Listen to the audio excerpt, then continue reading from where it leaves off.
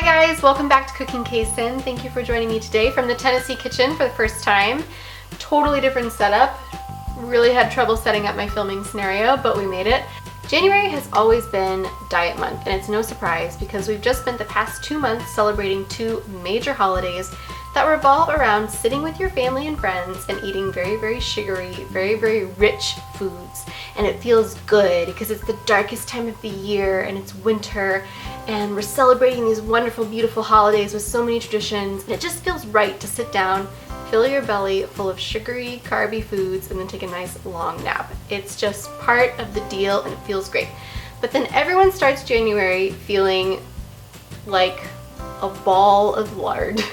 No matter how good you were, it seems that everyone starts January feeling like they need to lighten, which is totally normal. So today I wanted to show you guys a really easy to make snack that is both delicious and might satisfy any kind of chocolatey or sugary craving that you have, but it's sugar-free, it's light, it's healthy, easy to make, and it's a really, really great snack to have in a time when you're kind of hungry, but not really mealtime yet.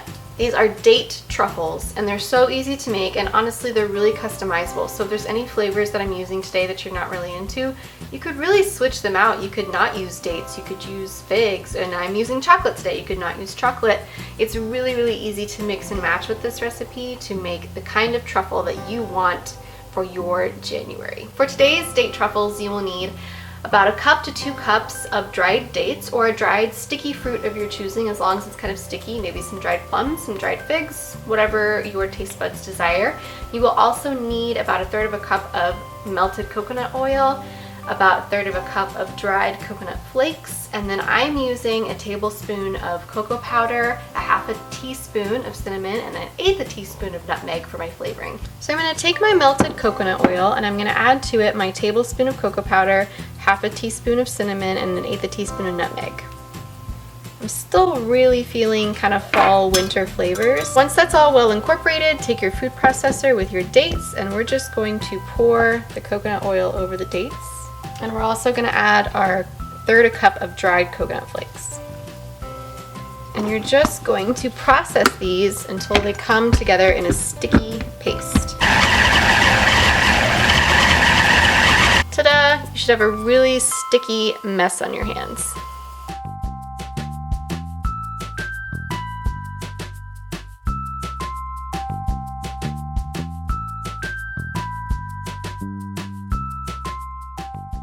So now we're just going to make the truffles by forming them into balls, rolling them in coconut flakes, and placing them on the parchment paper. You do not have to use coconut flakes for your truffle topping. You could use actually just plain cocoa powder. You could use diced nuts, whatever fits your fancy.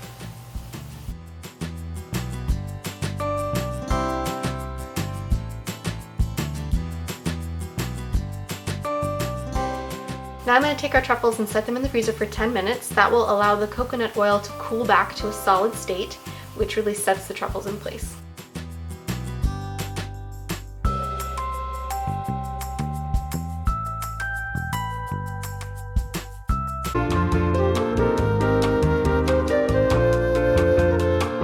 I've just pulled our truffles out of the freezer. They smell really, really, really good. That cinnamon, even though it's only 1/2 teaspoon, is really coming out, and I can't wait to try it. Looks pretty good, no? It's good. If it was bad, I wouldn't tell you, but I'm not lying. These are really good. Think about it. This is sugar-free, this is dairy-free, this is grain-free, but the sugar from the dates and the coconut flakes is just enough. It's perfect. It's the right amount of sweetness if you're having a sugar craving.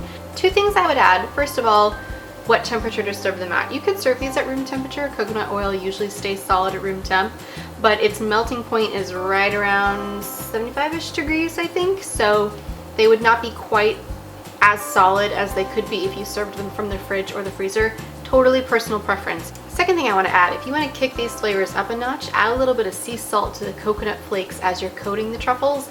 That would just kick up the chocolate and the cinnamon even more. It'd be delicious. I hope you guys enjoyed this segment of Gluten-Free in 5 minutes, and I will see you next time on Cooking Kaysen.